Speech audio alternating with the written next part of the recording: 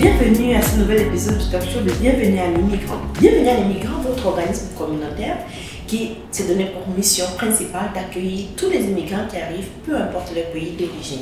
Bienvenue à l'immigrant a été créé en 2017 par Madame Ariane Bondon. Alors l'accompagnement que offre Bienvenue à l'immigrant aux immigrants, c'est un accompagnement personnalisé qui tient compte de la personnalité de l'immigrant, sa personnalité culturelle, ça tient compte de ses ambitions et de ses projets. Alors, l'immigrant, quand il arrive ici, généralement, il veut se lancer en entrepreneuriat. Et l'une des missions de Bienvenue à l'immigrant, c'est d'accompagner la personne immigrante dans son désir ou dans son projet d'entrepreneuriat. La principale chose à laquelle ces immigrants sont parfois confrontés, c'est le problème de financement. Et aujourd'hui, nous allons recevoir un entrepreneur qui va nous parler justement de ce problème de financement. Monsieur Kouadjo, bonjour et merci d'avoir accepté notre invitation. Plaisir pour moi. Alors, je vous ai présenté tantôt comme un entrepreneur qui va nous parler des finances. Pas des finances, du financement. Du financement. Oui. Alors, avant qu'on tombe dans le vif du sujet, est-ce que vous pouvez un peu parler de vous pour que les gens sachent un peu à qui ils vont affaire? Oui, donc je me nomme Jean Kouadjo, comme vous le voyez, une personne de la diaspora. J'ai quitté, comme je viens de Côte d'Ivoire, j'ai quitté la Côte d'Ivoire en 1998. J'ai fait un peu de temps en France, environ 15 ans en France. Et puis en 2012, je suis arrivé au Canada. Donc voilà, c'était mon parcours ici, marié, 3 enfants. Et puis je travaillais un peu dans le domaine bancaire en général. Et puis finalement, ça m'a donné un peu d'inspiration pour être dans un service financier. Donc quelque chose de peu différent de ce que je faisais dans les autres situations. Mais ça, c'est un long parcours de la Côte d'Ivoire à la France, de la France au Canada. C'est quand même pas assez long. Donc, en tant qu'immigrant, parce qu'à chaque fois vous étiez immigrant, en tant qu'immigrant, est-ce que vous me parlez un peu de votre parcours? Vous avez vraiment monté les défis? Est-ce que c'est pareil d'un pays à un autre? Oui, les défis, ils sont un peu similaires, un peu toujours les mêmes, toujours aussi, on va dire, fatigants et éprouvants. Parce que vous arrivez dans un nouveau pays, donc c'est une nouvelle culture, il faut savoir s'insérer, il faut essayer de faire sa place. Exact. Souvent, on vient avec des idées un peu préconçues, là, quand on est au pays. On pense que, on parle français, quand on va arriver en France, on va être compris, ça va être le fun, le tien, c'est mon ami français, donc il est juste blanc, mais il parle français comme nous, donc on va parler des choses. Et on arrive déjà, il faut transformer notre accent, parce que quand on parle avec notre accent du pays, ils ne comprennent pas, ils sont là, mais qu'est-ce que tu dis? Donc, il y a un peu cette frustration au début. Après, ensuite, je suis arrivé en France, j'étais assez jeune, donc c'est vraiment une problématique de jeune aussi. Vous étiez étudiant? Oui, c'est ça, j'étais étudiant. Donc, je commençais mon cycle universitaire en France. Pour le Canada, c'est un peu différent parce que je venais, j'étais travailleur temporaire, donc forcément, pour entrer dans le milieu du travail, pour faire votre place avec des collègues québécois, donc vous ne connaissez pas la culture. Pareil, si vous venez de votre conception de dire, bon, ils sont français, on ne parle pas français, on va s'entendre. Bon, vous entendez les premiers termes, le tabernacle et tout ça, qu'est-ce que ça veut dire? C'est un peu ces mêmes, on va dire, ces mêmes contraintes-là. Pouvoir faire sa place, pouvoir avoir accès à certains services, pouvoir être un peu considéré comme un individu en fait. Voilà. C'est ça qui sont les vrais enjeux à qu'on a eu à chaque fois que j'ai vécu. Et ça me réconforte parce que justement, c'est ça la mission de Bienvenue à l'immigrant, c'est d'aider vraiment l'immigrant, de l'accompagner, de lui parler des us et coutumes du pays d'accueil, de lui parler de tout ça là. C'est ça. Et des façons de communiquer, c'est pas toujours pareil. Oui, c'est ça. C'est vraiment, moi je pense, c'est ce genre d'initiative. Vous savez, vous les hommes, on est un peu, comment dire, un peu un bureau de personne, on est un peu voilà, têtu. Donc quand on arrive, c'est pas qu'on n'a pas forcément entendu parler de ce genre d'initiative, ce genre de mouvement, mais on essaie déjà de faire notre preuve, voilà, mais je pense que... on est fort. Oui, c'est ça. Bon, on est supposé être fort, donc c'est un peu ça. Mais effectivement, la meilleure des choses aurait été peut-être vraiment de se rapprocher des organismes comme le vôtre, comment avoir cet élément d'information, parce que toujours des informations utiles lorsqu'on arrive dans un nouvel environnement. Donc on a beau avoir la force ou l'énergie de pouvoir se confronter à la réalité et puis s'adapter, mais avoir cette information-là, parce que ces informations, c'est le réseau. Ça commence à être facilement grandement les choses. Mais vous êtes venu comme travailleur temporaire, c'est dans quel domaine? C'était au niveau de mon activité, enfin mon activité que je faisais, on va dire. Donc en fait, j'étais consultant en France, donc je suis consultant, je ne suis pas vraiment employé de banque, mais je travaillais auprès des banques, effectivement. Donc c'est consultant en technologie de l'information, c'est un système. Et puis nous on travaillait principalement avec les opérateurs de marché, donc c'est vraiment côté domaine marché financier. Et donc je travaillais dans ça, et puis à un moment j'ai eu l'opportunité de rejoindre une banque ici, une banque rouge de place. C'est ça, donc une entreprise de travail temporaire. Donc c'était il y a 10 ans environ. Donc je ne sais pas si vous êtes familier avec ça, quand vous venez en travail temporaire, vous avez un as qui commence par 9. Ouais. Et donc quand vous avez un as qui commence par 9, ben, vous avez les premiers problèmes qui arrivent en termes de financement et tout ça. C'est là vraiment à commencer ma petite aventure. Ben, parlez-nous justement de ces problèmes, de votre petite aventure. Comment ça se passe? Il y en avait tellement. Je viens donc au Canada avec ma femme et mon petit garçon à l'époque, on avait 3 ans.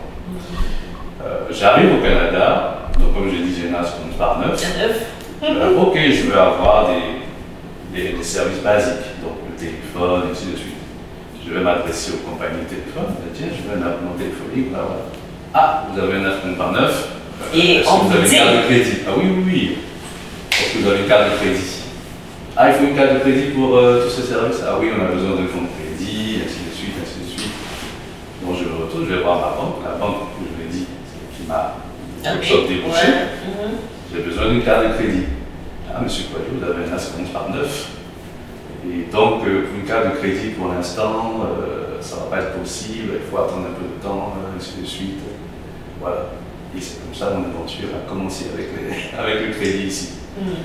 Donc, après, je m'adresse à une autre banque, une banque qui est une banque un peu bleue, généralement. Si bleue. Ça l'est, exactement. Et là, on me dit, oh, on a peut-être une solution pour vous, écoutez, venez nous voir, on a rendez-vous, écoutez, bon, c'est super, qu'est-ce que j'amène? Non, vous venez venez juste avec vos contrats de travail en France, là, avec le salaire de France, venez aussi avec vos 2 derniers diplômes, venez aussi avec tel document. On est en 2012, là? Oui, 2012-2013. Donc je débarque avec tout ça, je me dis, bon, ok, les informations qu'ils demandent, j'arrive. On fait l'entretien, c'est bien passé pendant, on a fait quoi, 1 heure d'entrevue? Très bien, super. Bon, monsieur Quadjo, la solution qu'on vous propose, c'est si vous déposez $1000, voilà, sur un compte bloqué, pendant 1 an, vous aurez votre carte de crédit de $1000. Voilà, vous commencez. C'est la solution. Je prends ça, je dis ok, je vais réfléchir, et donc je rentre par ma femme, voilà, c'est la seule solution que j'ai pour avoir une carte de crédit. On a une carte de crédit pour ces différents services-là. Quand même, j'ai eu la présence d'esprit d'en parler aussi à mes collègues de travail, et ces collègues québécois, qui m'ont dit non, c'est pas normal, tu viens d'arriver, tu es avec nous ici, bon, comment ça se fait que notre banque ne peut pas te donner une carte de crédit? Ben, c'est sûr qu'on va dire. C'est ça. Et au final, il y a un qui fait la suggestion, écoute, tu vas directement en agence et demande-leur de te donner le document pour remplir, pour avoir une carte de crédit. Tu remplis, tu ne mentionnes rien, ne mentionne pas que tu es temporaire, tiens, et serre le visage, et puis vas-y, voilà. Et tu le fais. Et finalement, c'est ce que j'ai fait, et puis finalement, ça a marché. Voilà, c'est comme ça que j'ai eu une carte de crédit. Sinon, là, tu attends 6 mois, généralement, pour avoir une proposition, parce que ce que les conseillers bancaires qui sont là pour vous accompagner me disent. Temporaire, donc c'est différent. Voilà. Mais les choses ont quand même évolué. Oui, bien sûr. Bien sûr, les choses ont bien évolué par la force de, bon, il y a une habitude, il y a une réalité aussi. Le Canada, qu'on appelle, accueille beaucoup d'immigrants. C'est une clientèle aussi qui constitue dans la moyenne, la classe moyenne aussi. Il y a des organismes aussi comme vous qui ont aussi poussé, fait que les banques prennent conscience un peu que c'est une clientèle aussi qui a besoin, qui a des services, et que voilà, qui est réelle. Et donc, il n'y a pas forcément besoin de mettre ces contraintes-là. Donc, je dirais que les choses ont évolué. Mais encore une fois, l'aventure aussi que je vis dans cette entreprise-là aussi, c'est de voir des nouveaux arrivants qui sont confrontés un peu au même problème. C'est différent, c'est toujours le même problème. C'est-à-dire, nous arrivons ici, on a un client que je connais bien connu là, de mon service qui dit écoutez, monsieur Poileau, je viens d'arriver, ma femme et mes enfants arrivent dans 2 mois, je dois m'installer là, voilà, il n'y a pas de salon. Voilà. Et la banque me propose carte de crédit, 1000 $ bloqués, ainsi de suite. Donc la même chose que j'ai vécu. Donc les choses ont évolué, mais il y a encore beaucoup à faire. Donc on retourne en 2012. Oui. Avec toutes ces difficultés que vous avez vécues en 2012, oui. Qu'est-ce qui a été comment on dit, qu'est-ce qui vous a motivé, la goutte d'eau qui a fait déborder le vase pour faire partie de ce domaine pour créer votre propre firme? Oh, je ne sais pas qu'il y a eu comment dire, un déclencheur en quelque sorte.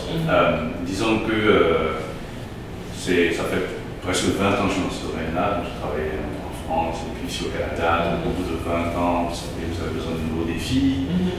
Après 20 ans, il y a certaines choses que vous maîtrisez, mais vous avez toujours besoin de vous prouver en fait, voilà.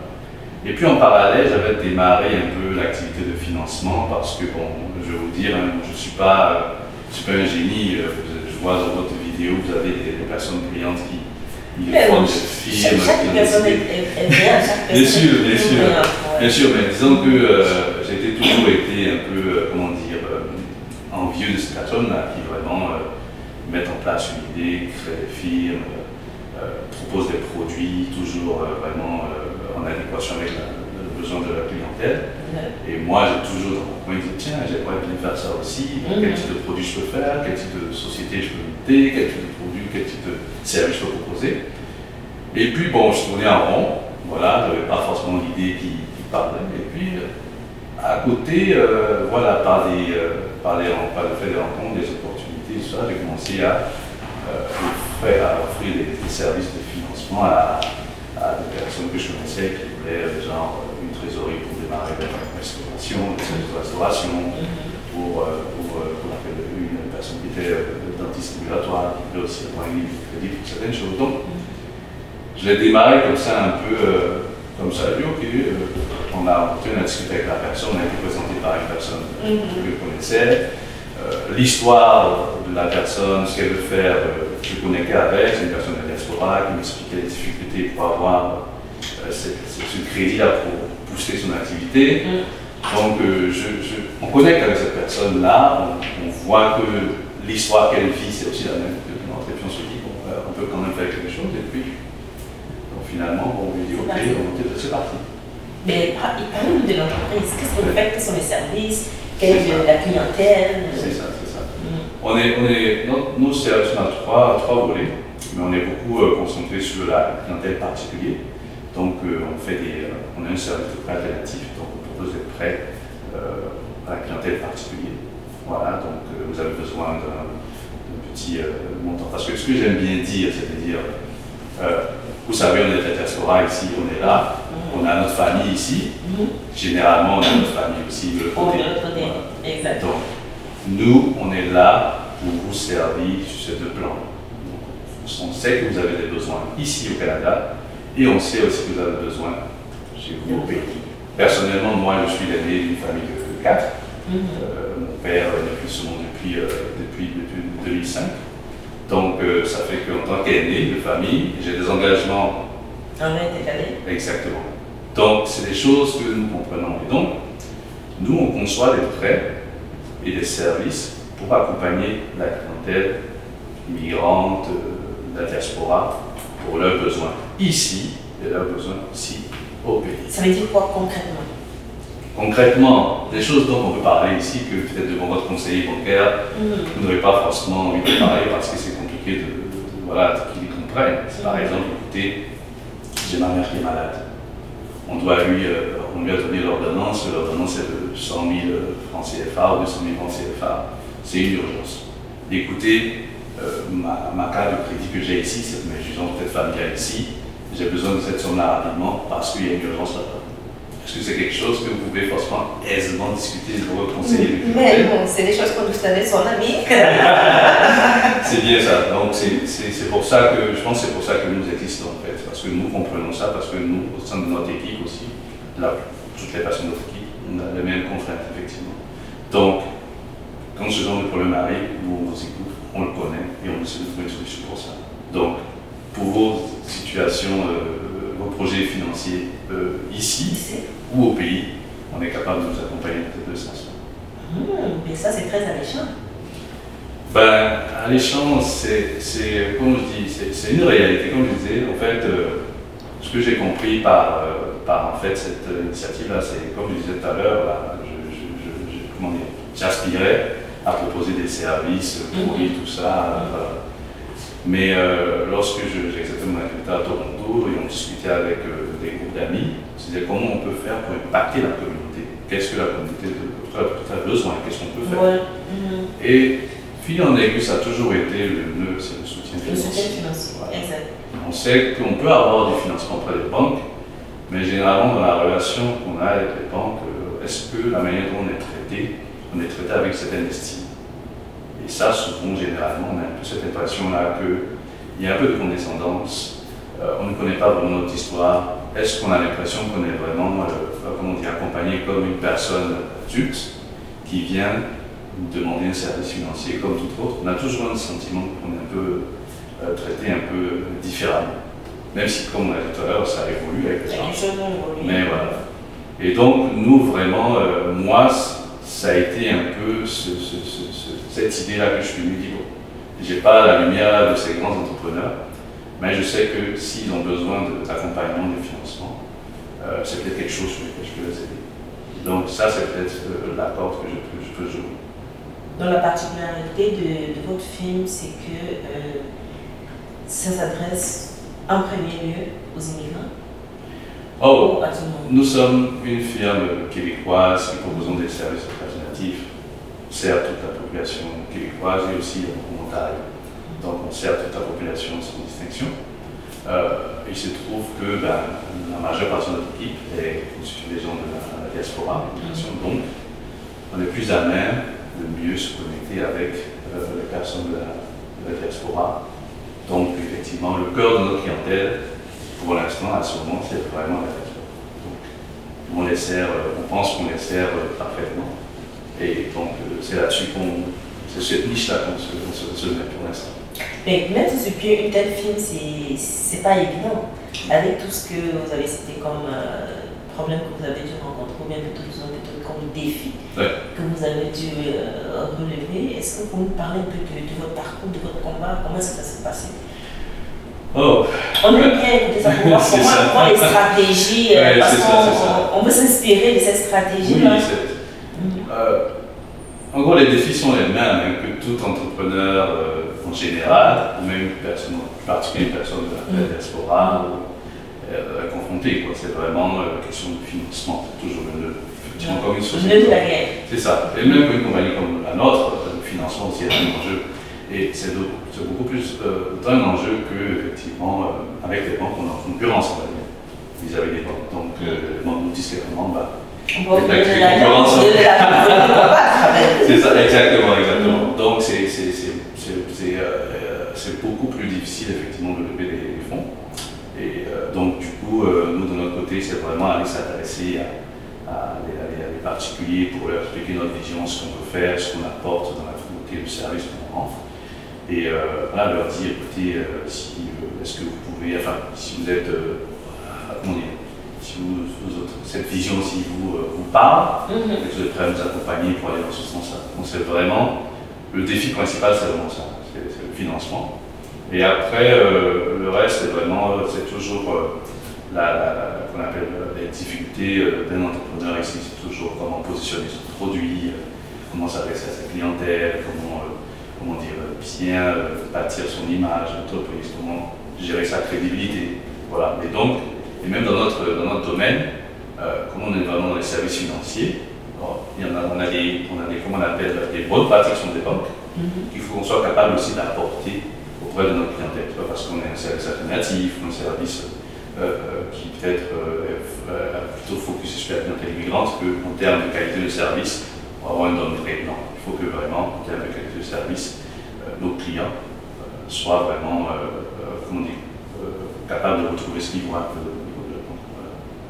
Mais quand vous regardez, par exemple, dans le milieu de la communauté immigrante, Oui. Quel est votre sentiment quand je veux dire que quand vous regardez les immigrants, leur rapport avec le financement, qu'est-ce que vous pensez de ça? Vous pensez que, je ne vais pas dire ce que vous pensez, mais ce que je vais poser comme question, c'est que qu'est-ce que vous avez comme sentiment par rapport aux immigrants quand il est question du financement? Quand je parle du financement, est-ce qu'ils sont au fait du financement? Est-ce qu'ils ont un rapport léger avec le financement, c'est-à-dire qu'ils sont plus portés vers les financements, ou ils sont juste complètement ignorants des financements? Oui. Non, il y a un autre, en fait, il y a un volet dedans dans votre question que j'aimerais bien explorer. C'est pas vraiment le financement en tant que tel, parce que le financement, vous avez une activité, à un moment, ça va être une question. Donc, vous allez essayer de savoir comment trouver ces fonds. Donc, vous allez commencer dans votre famille, c'est normal que la famille c'est un peu compliqué, les amis, tout ça. Donc c'est une problématique auquel vous serez forcément confronté, et donc vous allez trouver peut-être des moyens de pouvoir régler ça. C'est plutôt, ce volet-là, c'est plutôt le volet crédit ici qui est très important que nous dans notre day-to-day. C'est ça. C'est vraiment ce volet-là qu'on voit. Le volet crédit, c'est ça. Donc le financement auprès des institutions, parce que le financement ne veut pas dire qu'on te donne de l'argent pour rien, c'est un crédit que tu dois rembourser après. Exactement, c'est vraiment ça. Et vraiment, côté Nord-Amérique, là, ici, c'est l'importance du crédit. Donc, le crédit, je parle par là, le sport de crédit, l'image du crédit, en fait, vous voyez. Et moi, pareil, même si je venais de France, on venait d'arriver ici, le crédit, le sport de crédit, je n'avais pas idée de ce que c'était, une idée rapide, mais je ne sais pas que c'était pourtant important ici. Et même, j'ai eu mon crédit qui a été dégradé là, parce que toujours avec ce fameux, toujours avec ce fameux NAS qui commence par 9, je vais à Home Depot, et à un moment, à la caisse, on me dit, pour une facture de $9, la dame me dit, ah mais il est possible là que vous preniez je sais pas, c'est une carte de crédit, un compte crédit effectivement pour régler ça. Dis, $9? Oui, c'est ça. Je dis, mais dans ma tête, je me disais, bon, j'ai un NAS qui commence à 9, ça va passer. Mais non, on peut faire une demande, soumission, et puis vous allez voir. Donc je te l'ai dit, bon, en fait, si vous voulez, mais je sais que ça va pas passer parce que tout le monde me dit que ça va être temporaire, rien ne passe. Et elle fait la soumission, ça passe. Ok, bon, cool. Donc je rentre chez moi, et dans ma tête, je me dis, on va m'envoyer une courriel d'ici un mois pour dire que vous avez $9 à payer. J'attends rien, je reçois rien. Je dis, mais attendez, j'ai payé $9, mais je dois avoir une facture. Là, on doit m'envoyer une facture, là, j'ai laissé toutes mes coordonnées, tout ça, je donne mes boîtes courriel, rien. Et bon, je dis ok, on va voir. Et 4 mois plus tard, je fais attends, c'est bizarre cette affaire-là. Je vais aller, je repars chez Home Depot, je dis mais attendez, j'ai eu une facture, $9, j'ai pas compris, est-ce que je peux régler maintenant? Je ne comprends pas. Non, vous devez appeler tel service, voilà. J'appelle tel service, non, c'est tel service. Enfin bref. Et puis, c'est une fois lors d'une interrogation de crédit pour on appelle location. Et tu vois que tu étais en défaillance, en défaut de paiement. Vous êtes en défaut là. Il dit comment ça un défaut? Non, mais vous avez un solde de $9 pour non. Et là, c'est comme ça que je comprends que effectivement le crédit ici c'est quelque chose qu'on ne vous explique pas. Il n'y a personne pour vous expliquer. Votre conseiller ne vous explique même pas cela. On vous donne des crédits, des cartes de crédit. Vous n'avez aucune explication de comment ça fonctionne, qu'est-ce qu'il faut faire, qu'est-ce qu'il ne faut pas faire. Vous allez en caisse, on peut vous donner des cartes de crédit là-bas, mais vous savez que la caisse est là pour vendre ces cartes de crédit et puis servir les autres clients. On n'a pas le temps de nous expliquer que c'est un crédit, vous avez 21 jours pour rembourser. Donc c'était tellement, on va dire, en minute facile de rentrer dans ce piège-là, et puis facile d'y rester. En fait. Ça a été ma première expérience là-dessus. Et je vois vraiment avec ma clientèle que la plupart du temps, ils sont aussi confrontés à ce genre de problématiques-là. Et vraiment, nous, on passe beaucoup de temps à expliquer à notre clientèle, voilà, comment on peut faire pour améliorer votre crédit, voilà comment ça marche.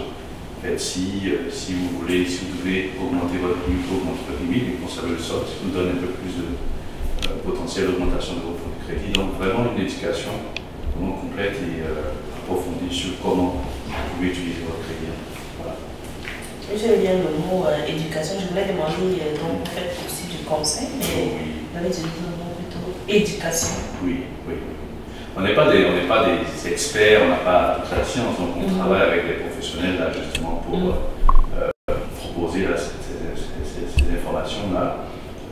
Notre chargé notre responsable clientèle, une personne qui a passé environ 10 ans d'expérience dans les services d'opérateurs alternatifs de la place, donc qui a vraiment vu cette composante-là, crédit, comment elle est utilisée pour qu'on propose des solutions de financement à leurs clients. Et donc, vraiment, c'est toute cette expérience-là qu'on essaie de fournir. Donc, souvent, il y a des clients pour lesquels on ne conclut pas forcément d'entente, hein, mais on passe 1 heure à parler de leur situation, de disséquer leur situation, et leur dire voilà ce que vous devez faire. Attention, ce qui est cette inscription qui est dans votre bureau de crédit, vous avez un moyen de le relever, faites ci, faites ça. Donc, vraiment, on a vraiment une fierté là, de voir qu'on réussit à prendre, vraiment peut-être mieux gérer le crédit, le score de crédit auprès de notre population. Parlant de fierté, comment est-ce que la clientèle accueille vos services? Oh, je dirais bien, bon, il faudrait peut-être un sondage et tout, mais voilà, par le fait que souvent on a toujours nos clients qui reviennent vers nous, qui disent voilà, j'ai encore un projet, ou j'ai tel projet, donc est-ce qu'on peut redémarrer encore une relation? Donc, le fait que nos clients reviennent vers nous, c'est un peu un gage, un signe qu'on leur apporte une certaine valeur. Et on essaie justement, comme on dit, de fournir ce même type de relation qu'ils ont avec le conseiller. Voilà. Sauf qu'avec nous, on va un peu plus loin, c'est-à-dire, votre conseiller vous donne des directives et tout. Nous, on peut vous donner ces directives et aussi, on est là pour décider de vous accompagner. C'est-à-dire, la personne qui va analyser votre demande de crédit et la personne qui va décider, c'est une personne de la diaspora comme vous. Donc, on n'est pas juste là. C'est ça, exactement. On n'est pas juste là pour prendre votre demande et puis envoyer un service là, pour traiter et puis tout vient un non. Voilà, nous, on s'occupe vraiment de cette relation bout en bout. Mais si les personnes de la communauté veulent vous joindre, le financement par la vie, comment est-ce que... Oui. Sur notre site internet, www.marfilfinancial.com, et aussi le site qu'on appelle la boîte email, info@marfilfinancial.com. Vous envoyez un courriel et puis il y aura quelqu'un qui va vous répondre très vite, généralement. Mais évidemment, parce que l'argent, là, c'est le nerf de la guerre. Oui, effectivement. C'est le nerf de la guerre et puis on aime bien savoir l'information. Quand on n'a pas d'information, je dirais qu'on n'a rien. C'est ça. Quand on émigre justement dans un nouveau pays, ce qui manque beaucoup, c'est de l'information. Oui. Mais c'est pour ça que nous sommes là. Exactement. Donc, c'est pour ça, en même temps, je remercie là, le BAI de m'accueillir pour vraiment proposer, dire qu'on existe. Souvent, on se pose la question de savoir, tiens, on aimerait bien que ce type d'instruction existe. Voilà. Donc, pour dire que ça existe, on n'est pas forcément les seuls. Voilà, et nous, on propose nos services là pour au moins pallier à ce souci-là. Vous êtes des entrepreneurs, vous êtes des personnes ici, quand vous êtes arrivé ici au Canada, vous avez dû renoncer à plein de choses. C'est ça. Vous avez toujours comme je disais tout à l'heure, toujours une famille là-bas qui compte un peu sur vous. Vous avez des choses ici à faire, vous avez votre famille ici. Donc pour nous, on vous voit un peu comme des sortes de guerrières et guerriers. Et donc des personnes comme ça, c'est des personnes qu'on veut avoir comme clients et clientes pour les accompagner dans leur aventure. Parce qu'on sait que c'est des personnes qui... Financièrement. Exactement. Donc c'est ce qu'on fait. Mais... C'est pas une question, une précision. Oui. L'argent, c'est vous qui envoyez l'argent en Afrique ou vous donnez à la personne, elle l'envoie? La personne fait ce qu'elle veut. Elle vient nous voir. C'est à cette personne-là qu'on fait ce financement, qu'on fait cet ordre de financement. La personne a son argent, elle fait ce qu'elle veut avec. Elle envoie en Afrique. Voilà, ce qu'on dit, c'est lorsque vous venez vers nous et vous demandez j'ai besoin de fonds, vous n'êtes pas obligé de mentir. Vous dites c'est pour mon chat, c'est pour ma route, si j'ai un projet. Non, j'ai la famille qui a besoin urgemment de fonds. Voilà, j'ai besoin de 5 000 $ parce qu'on a quelque chose à faire là-bas. C'est des choses que nous aussi on est confrontés à ça, donc on n'est pas besoin de mentir par rapport à ça. Vous avez les fonds, finalement peut-être au bout de 2 jours, bon, la fameuse appelle, au final c'est pas 5 000 $ qu'on a besoin, en fait c'est 3 $3 000, vous envoyez $3 000 et vous avez $2 000 pour vous au service ici. C'est vraiment ce qu'on fait. Ok. Ah, c'est magnifique, mais c'est ta question.